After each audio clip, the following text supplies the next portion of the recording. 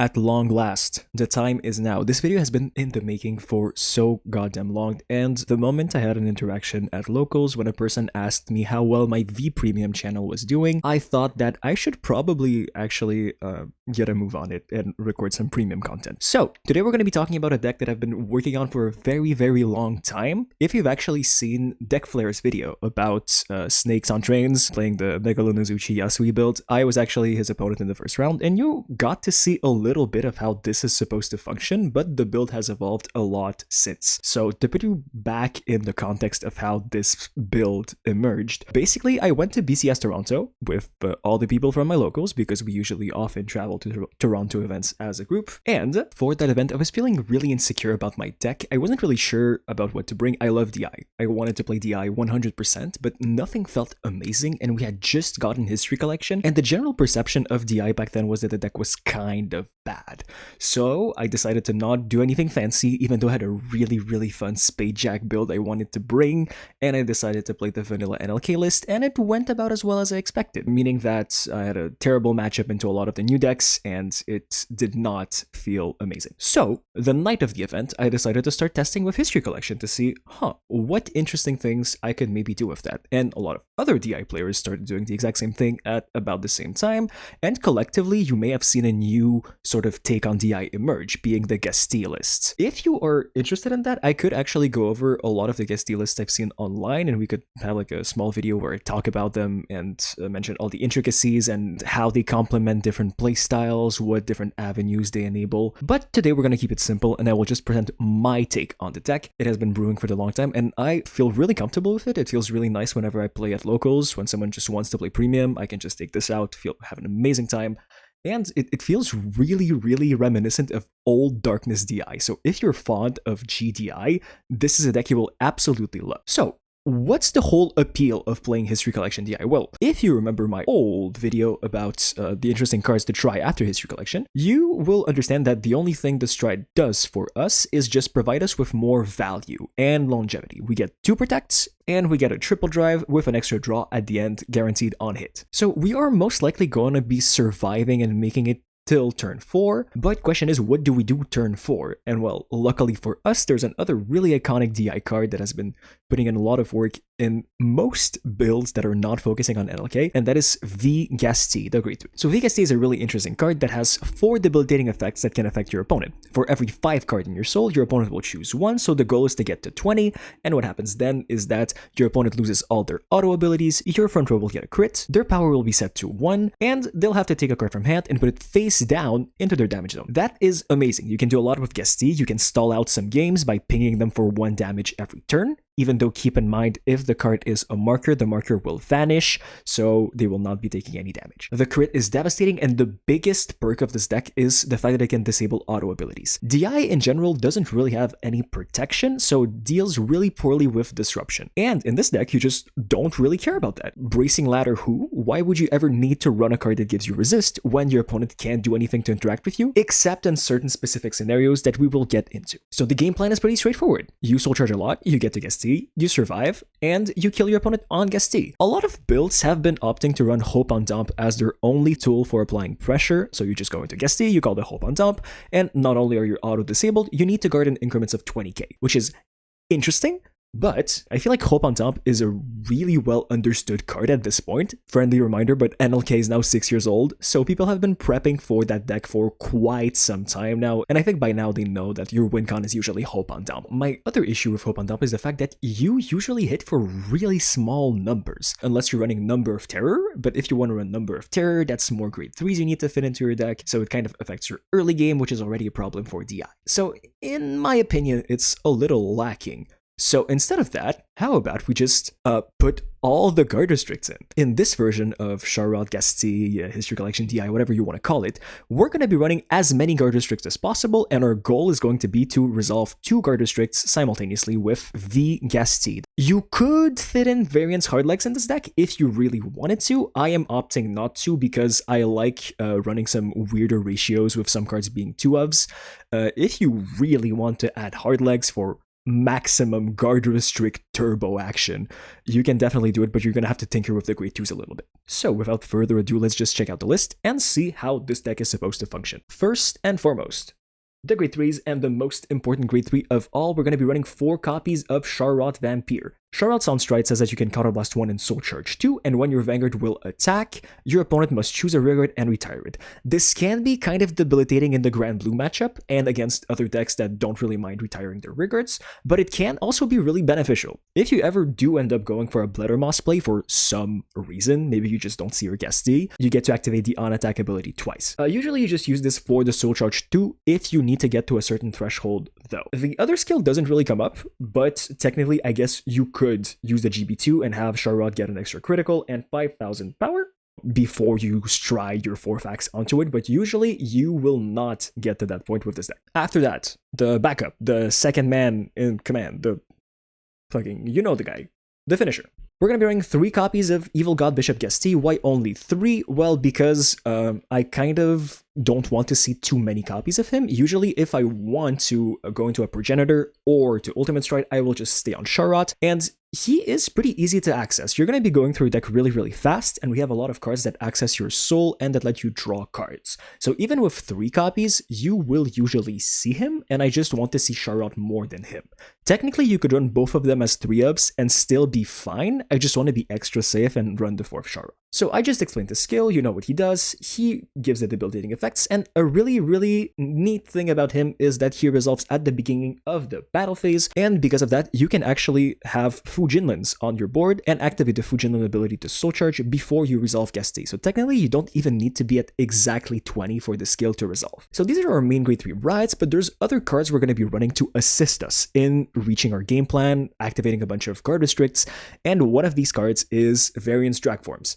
Drag Forms is here for one purpose: to access the cards that we lose to our damage zone. I don't want to run Killer Tail in this build because I feel like it doesn't do much if you don't run it at 4 copies, and I definitely don't have the room to run 4 copies of Killer Tail. His skill says that when he is placed on Vanguard or Rearguard, so if you're really desperate for a Protect marker, you could actually just ride this and get a Protect from it. The skill says that when he's placed, you counterblast 1, put a card from your damage zone into your soul, then you choose a grade 2 or greater card from your soul and add it to your hand, then you take the top card of your deck, put it into the damage zone face down. For CB1, you get to access 1 card in your damage zone or 1 card from your soul, and you get to set up a card from damage into soul. Usually you can put critical triggers for your 4-fax return. Sometimes you have some other key pieces you will like to call later in the turn, so you can just put them from damage over there. And because of that, the deck has really good control over what pieces it has access to. You soul charge most of your deck and you have really easy access to your soul. Nothing should go to drop unless you're playing against a mill deck, and if a card goes to damage, well, you have the 1 copy of Drag Form to help you remedy that. Obviously, because we are playing a DI deck, we kinda have to run the one of Hope on top. One of is fine because we're running other guard restricts in this deck. And the fact that you have to go to exactly 20 soul can be kind of annoying because sometimes you really do want to get to that 18 and then just use Fujinland to get to the 20 for the Gastille ability to resolve. So he's a bit clunky, but he's still really, really good. The fact that he's a grade 3 is amazing because we're running certain cards that interact with grade 3 specifically, and we have a bunch of ways of getting it. If it's in damage, we can just use Drag Forms. If it goes to soul, we have other cards. If it's in deck, we're probably going to draw it or filter it out. So if you don't know what Hope on Top does at this point, his skill says that when he is placed, if you have 20 or more cards in soul, when your opponent would guard, they must guard in increments of 20,000 shield from their hand. That means they can't use cards that have more than 20,000 shield, so they can't guard with an overtrigger, they can't guard with crit sentinels, and it makes guarding really, really awkward. So even if you have a small number that is only a 5k or 10k guard, well, you just use the Hope on Top and it becomes a 20k guard, which is really, really annoying, but I feel like a lot of decks farm a lot of advantage, and if your opponent knows Hope on Top is a card, if they're on a deck that has access to hand fixing, like Grand Blue for example, they will not have a hard time at all playing around your deck. Nonetheless, it's a really, really useful tool to have, and sometimes you will be able to resolve this with all of your other guard restricts, and you're going to be popping off so damn hard. It's going to feel amazing. After this, we're running a couple more cards for consistency, and one of them is Cage of Furious Stars. I really like this card at 1. At first I was running more copies, but then I realized that you usually only resolve 1 every game, and again, it is a grade 3. If you soul charge it, you can access it. If it's in damage, you can also add it back, so you're usually fine with just 1. This card says that you can soul charge 1, choose a card with grade less than or equal to your Vanguard from soul, and you get to call it, and you give the card plus 5,000 power. We have a lot of targets we like calling, and this helps us activate their on-play skills and also give them a little bit more power, which is wonderful in a deck that kind of struggles to hit numbers usually. So Cage is one of the few cards we have that can help us access our soul. On top of that, we're going to be running 2 copies of Cutting Sword Dance Chiagra. Chiagra is a Barrow Magnus support card from set 4, I think, in Overdress. It's a really funny card. It's also very generic. It says that when he's placed on rearguard, you get to Counterblast 1 and discard a card from hand, choose a card from your soul, add it to hand, and soul charge 1. So once again, you don't lose out on any soul, and you get to access a card from soul at the cost of 1 Counterblast, which is really not bad because this deck countercharges like crazy. If you also happen to reach 13 or more soul, which is usually going to be the case because you're playing Gastille and your goal is to get to 20, you get to give 5,000 power to all the units in your front row, which is another thing that really helps the deck hit numbers. There are times where I will just call the Chiagra behind my Vanguard to use the Counterblast skill to pump my front row because I need to be hitting more lethal numbers. This card is wonderful, but the moment we're going to be getting the new Festival collection with the Dual Nation triple rares from Overdress, we're probably going to be replacing him with those because they don't force you to discard and are just net pluses, while this guy is a little bit more of a net zero card. Nonetheless, right now he is amazing, and the fact that he's 10k base can really help in certain matchups, so we're running 2 copies. Then I chose to run 2 copies of Covetous Succubus, the V version specifically. This card is amazing because 1, her first skill says that she gets extra shield. If you have 6 cards in soul, she gets plus 5,000 power continuous, and if you have 10 or more, she gets another 5,000 power, so she's at 15k 1000 shield, which is good in a deck that draws a lot and wants to survive a lot. This just helps us even if she's not on board. But when she is on board, she can choose one of her rear guards and put it into soul. Then if we have 6 or more cards in soul, countercharge 1, and if we have 10 or more, we draw 2, choose a card from hand, and put it to soul. So there are times in this deck where you're going to have to expend a little bit more counterblast than expected, and that's why the countercharge on attack is amazing because it does help you get out of these scenarios and have 1 counterblast face up, for example, for using your minus crit G-Guard, which is one of our best defensive interactions in Dark Irregulars. The fact that it lets you draw cards and cycle stuff is also amazing if you're still trying to dig for that Gastille, or if you're looking for specific pieces to set up your combo for next turn. She's just really nice to have as an option to fall back on, and that is why 2 copies feels really comfortable for me. You could try running more, try running less, but there are times where you will not be at enough soul to resolve her ability right away, so I feel like it's nice to have for when you're not seeing your other pieces to help you get to the other pieces. In our grade 2 lineup, we're also going to be running a really iconic old card. God, I remember not being able to get this for the longest time, and now I'm finally glad that I have disposable income, and no one actually cares about it, so it's really not that expensive. Flying Librarian. If you don't have access to a Flying Librarian, this could just be the G version of Covetous Succubus, or it could be Demounted Executioner. The whole point is to have a card that lets you soul charge and draw, and those two accomplish that a little differently. I prefer Flying Librarian for 2 reasons. Number 1, she is 8k base, so if you want to damage deny your opponent, which is something this deck kind of wants to do sometimes, because it is really easy to 0 to 6 your opponent, so we might as well just not give them extra damage and not have them pressure us as much. So you can just ride the 8k base and not worry about hitting your opponent, while still being able to get your attacks and gaining the advantage that comes with it. The other factor is the way her skill is worded. She says that when she's placed on rearguard, you get to counterblast 1, soul charge 2, then if the number of cards in your soul is 6 or more, you draw 1, and if it's 10 or more, choose a card from your damage and turn it face up.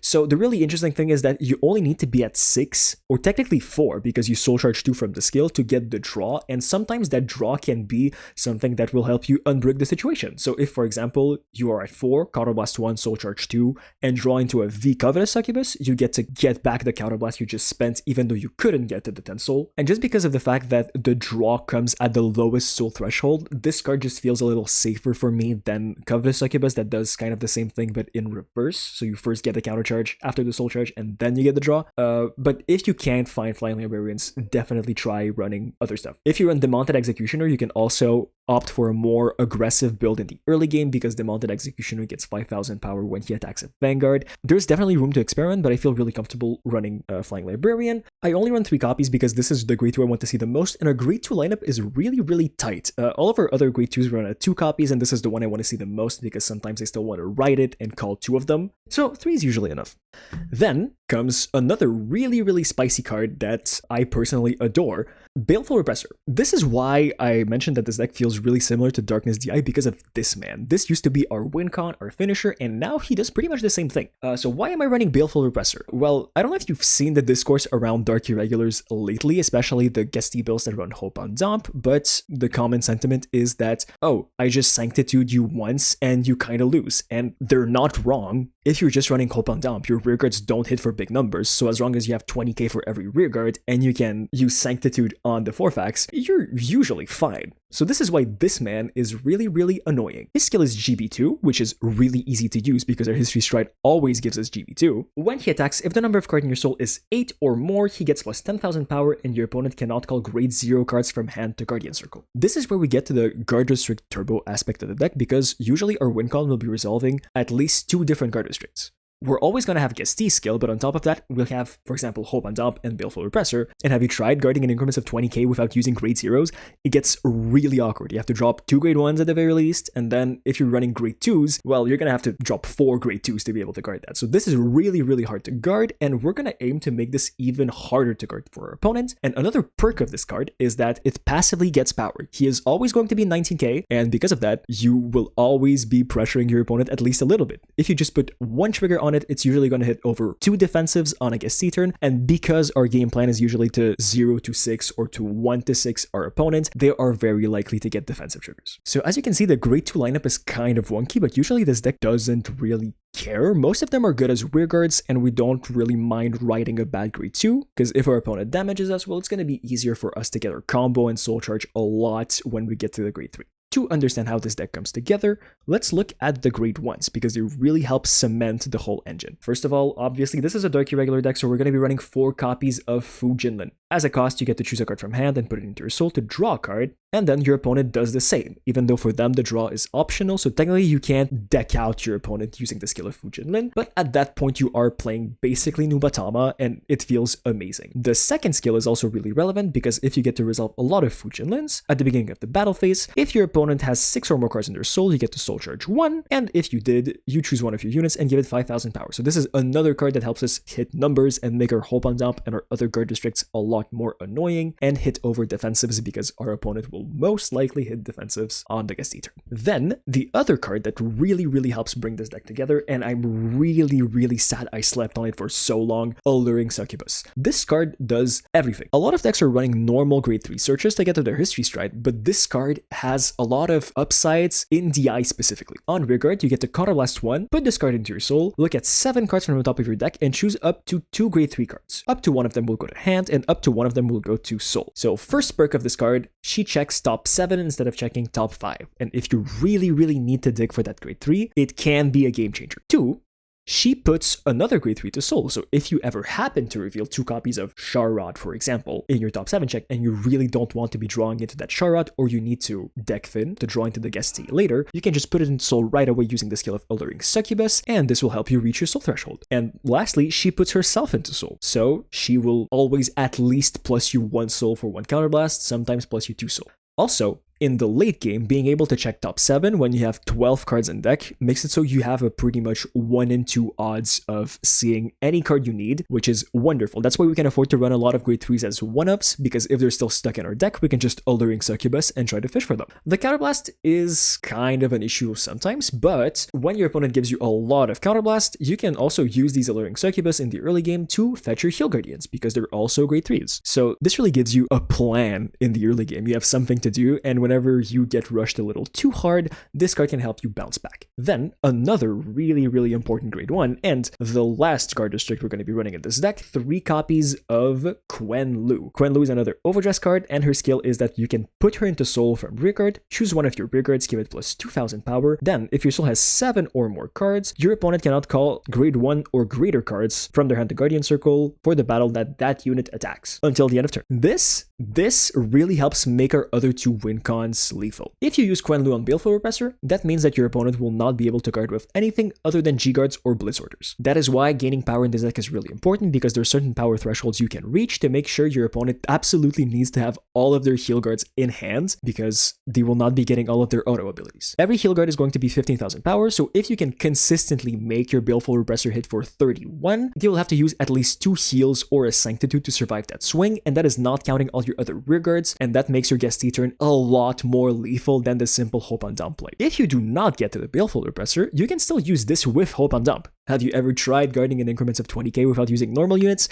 It also gets really awkward because you just physically cannot do it unless you're running G-era triggers with 10,000 shield. I do not understand why all the people playing Hope on Dump don't run this. I assume it's just a space issue, but this definitely makes the turn a lot more lethal, and it makes the deck a lot better at what it does, just resulting one huge combo, checking a lot of stands, and putting your opponent at 6 damage in one turn. I'm running this card at 3 copies because she is not great to have in hand because she's only 5,000 shield, but you sometimes don't mind seeing 2 of them. If you do see 2, you get to make both of your rearguard columns unguardable, and sometimes you can also just use one of them and then get it back using either Drag Forms or Chiagra or using the Order. Then to round out the grade 1 lineup, I'm running a couple cards that are just quality of life improvements, so obviously I'm going to be running the one of Elementary Sanctitude because what if we face another deck with a really good guard district? If you're playing against Ichi Popo, this is kind of a necessity. It's also just good because you don't have to discard because everything has triple drive in a format where strides are a thing. I'm also running one of Succubus of Avarice. It's a really interesting perfect card from G-Era that I mostly run for the second skill that says that when she is in Soul, Darkness, so if you have put a card into Soul this turn, you get to choose one of your grade 1 or less rearguards, retire it, and return this card to your hand. So this PG really helps us unbrick the brick, as the saying goes. If you don't have your history stride, for example, and you have to go into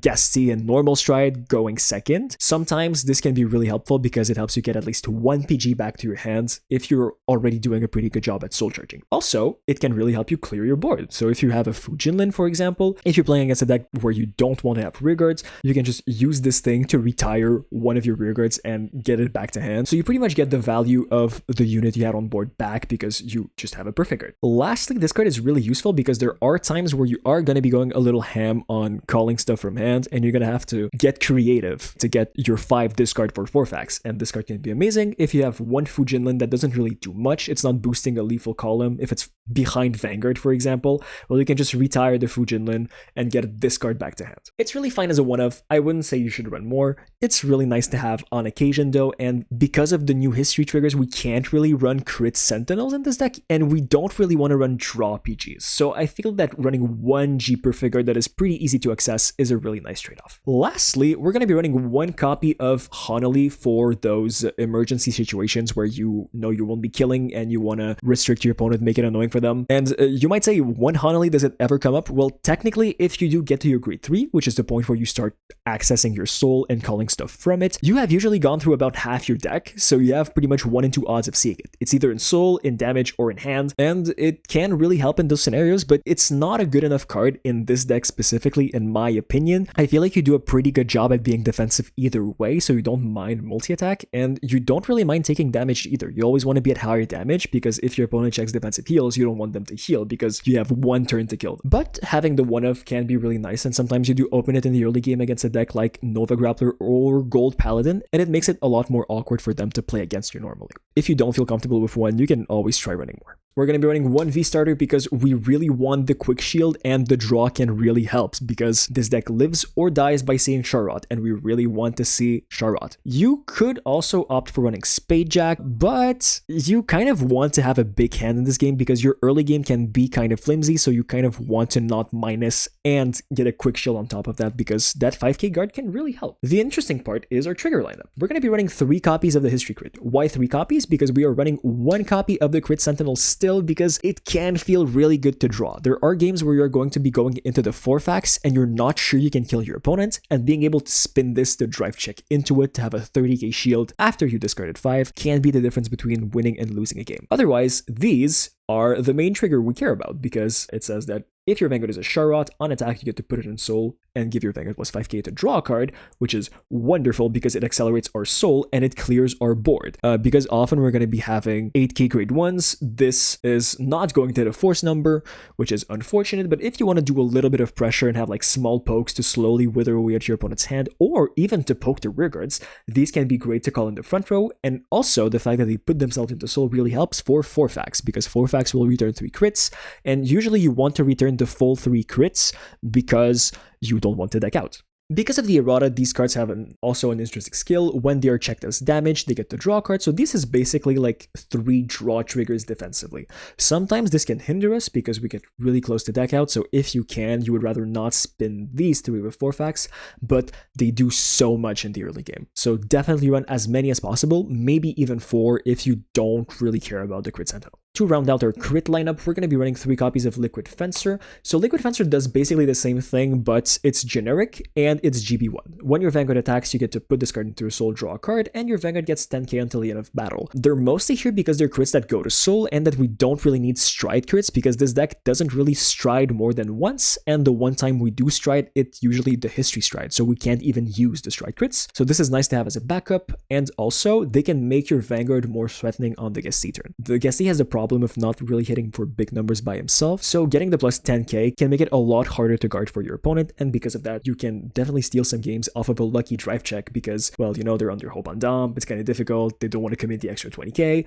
and yeah, you just win. There's also different crit triggers you can run instead of this. You could run Dark Knight of Nightmareland if you want to Soul Charge in main phase, but this deck doesn't really care, except for the resolution of hope on dump in the main phase. You could also run the Overdress crit that goes to Soul, which is interesting in the sense that it's not GB locked, but it also doesn't give as much power, and I feel like 2k is not meaningful enough to justify running instead of this, but there are options. This is really not a crucial card. We're also going to be running 4 stand triggers, and this stand trigger, oh my god, it is amazing. 4 copies of Monochrome of Nightmareland. Monochrome says that you get to put it on top of your deck, shuffle your deck, Soul Charge 1, and if the number of cards in your Soul is 6 or more, choose a card new damage and turn it face up, and if it's 10 or more, you get to draw a card. So this is a Soul Charge, a Counter Charge, and a draw when you get to your 10 Soul threshold, and getting to 10 Soul is going to be our top priority because we can start looping our Monochromes. He returns himself to deck, so sometimes you will just Monochrome to draw into another Monochrome, and you've just Soul Charge 2 and Counter Charge 2 for absolutely no reason, and it feels so free. And this card is also a crucial part of our win con because we're going to want to restand the rearguards that are under all our guard restrictions. So Baleful Repressor, the card under Quen Lu, sometimes Baleful Repressor himself, and virtually any rearguard when we're under hope on dump. Usually your opponent will try to draw a Sanctitude or at least 2 Shield Guards to survive your Gastille turn, and the stand trigger is really going to be the game maker. A stray stand can make it so you restand the Baleful Repressor that can only be guarded by G Guards or Sanctitude, and if they just don't have 2 more G Guards, well, I guess that's it, friend. I'm putting all the crits on the Baleful Repressor, and he's swinging for crit 4 at your 2 damage Vanguard. NLK couldn't really take advantage of this card because it doesn't usually have any rearguards to restand at the end of the combo, and also because you don't really need that much counter charge in the deck because it doesn't counterblast that much and it has its own ways of generating CC. But in this deck, this is amazing because you draw so much, you will resolve so many monochromes, and counterblast is not an issue for this deck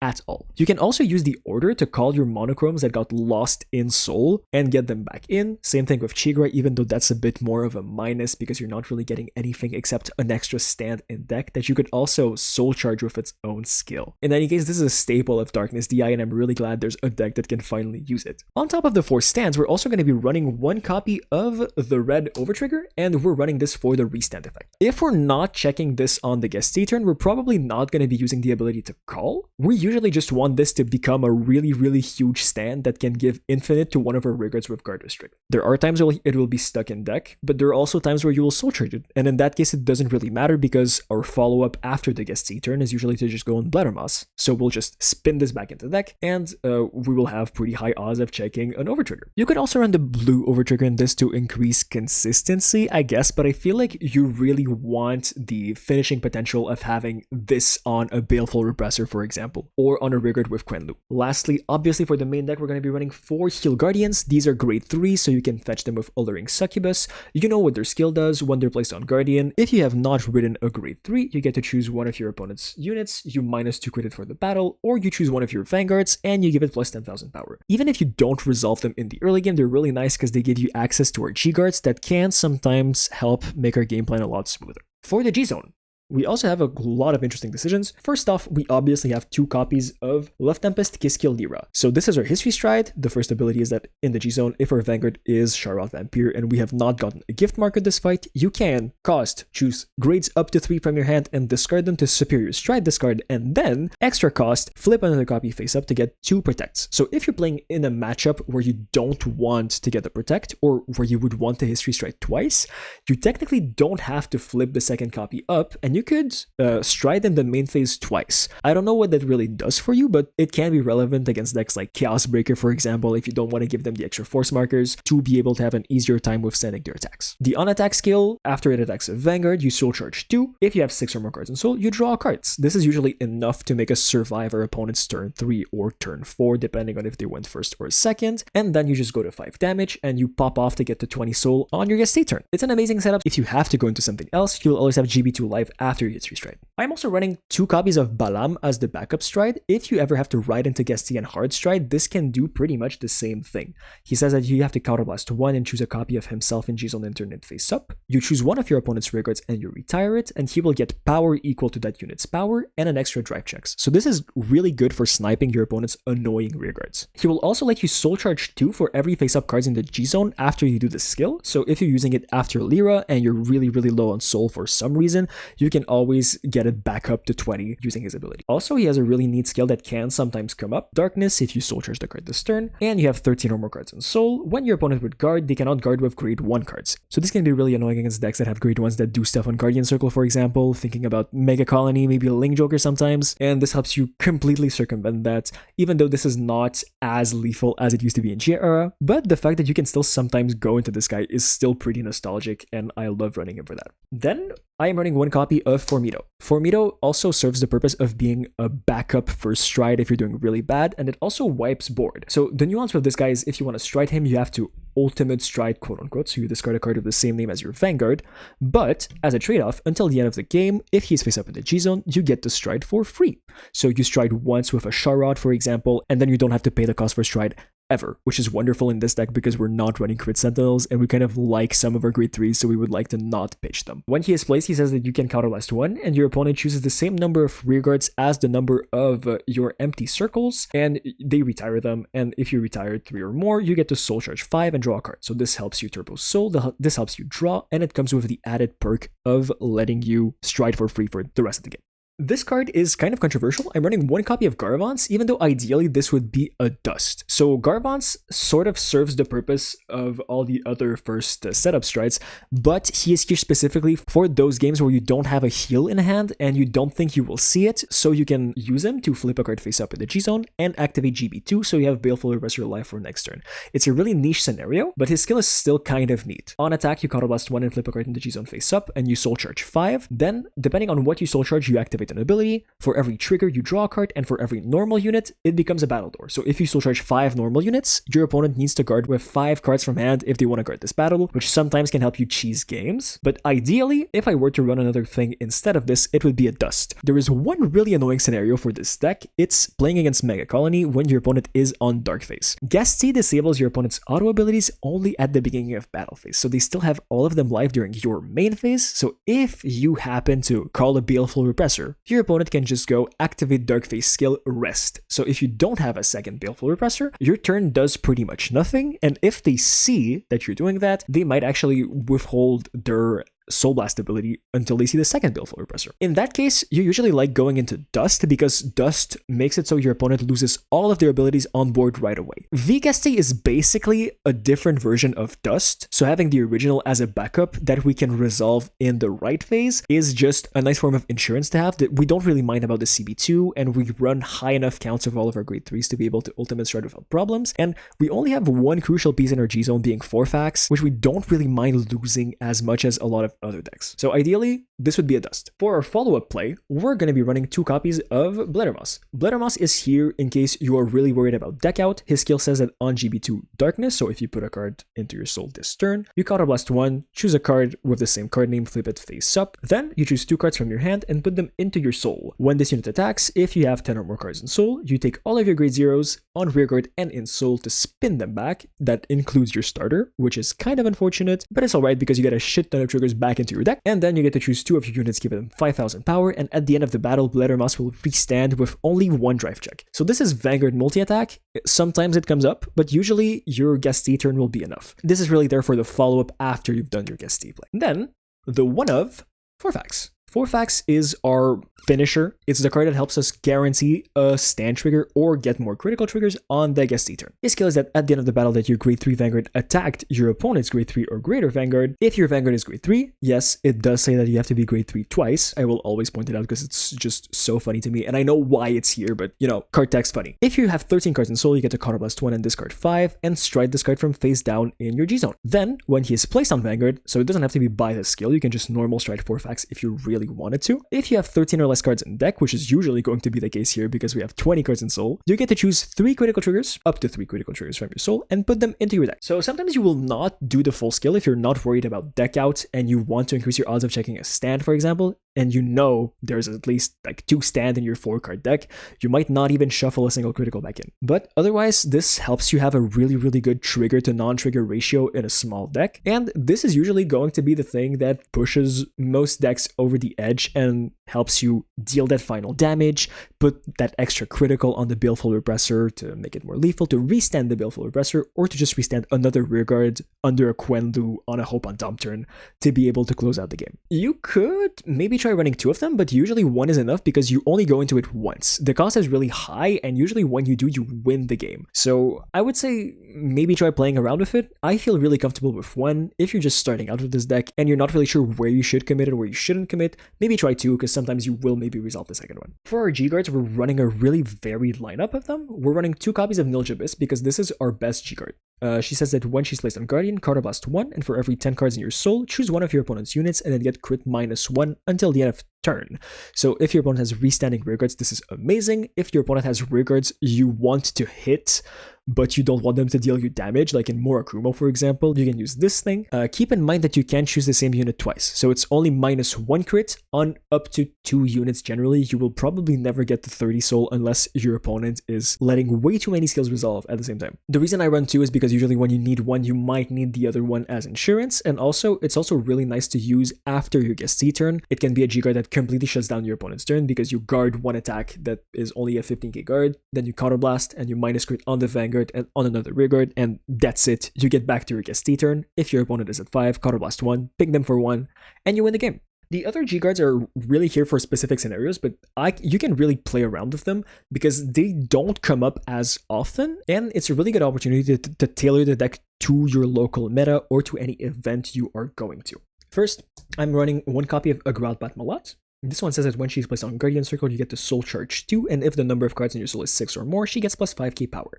She's really here just for the Soul Charge, because sometimes you will be like just a little bit short of reaching that 20k, and if your opponent gives you an attack that you may not want to take, you can just happen to have a heal and use the G-Guard to Soul Charge 2.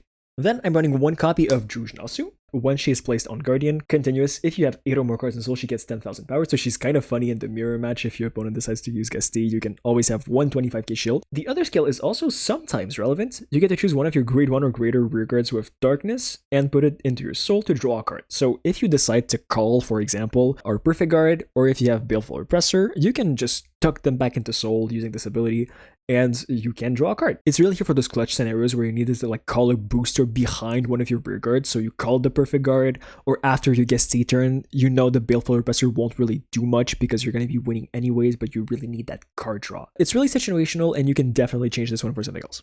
Then, 1 copy of Sapnak. So his skill says that when he's placed on Guardian for the battle, your opponent's Vanguard is attacking, you get to counterblast 1.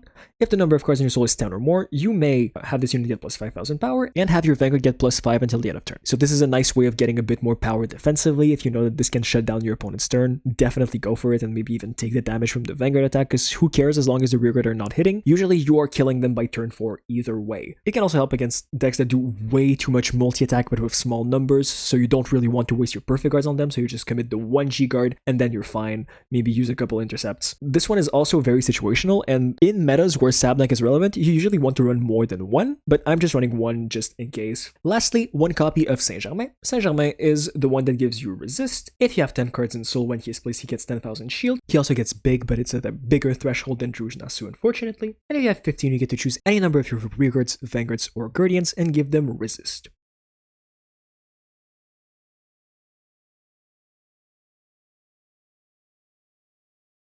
And that is going to be it for the deck profile. Thanks so much for sticking around for like fucking 40 minutes. That was way longer than it needed to be, and generally I wasn't even sure if I wanted to post this because the list is kind of outdated now because of overdress support. We got a lot of cards we can consider.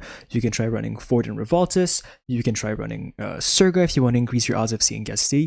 Malevolent Flammable. That card is amazing. I'm running 2 copies. I completely dropped the Honolly because getting the Nilja Abyss more consistently often does the exact same thing, but it lets you be a little more flexible. So there's a lot of considerations. I kind of just wanted this to be a starting off point so people can start testing Gastille for the upcoming BCS season and not be confined solely to the Hopandam Turbo list and sort of branch out a little outside of that. If you enjoyed the video, don't hesitate to leave a like and to subscribe. I'm going to try to make more content soon. It's probably not going to be DI related because there's a big project I'm working on with people from my locals, but it's still going to be very entertaining, and I'm not forgetting DI and Dark States. Those are my roots, and if I ever have a really fun idea, I will probably cover it. If you want to see signs of life and know that I am doing stuff and playing Vanguard, you can follow my Twitter. Link is going to be in the description. And on that note, I will wish everyone a wonderful day. Bye-bye.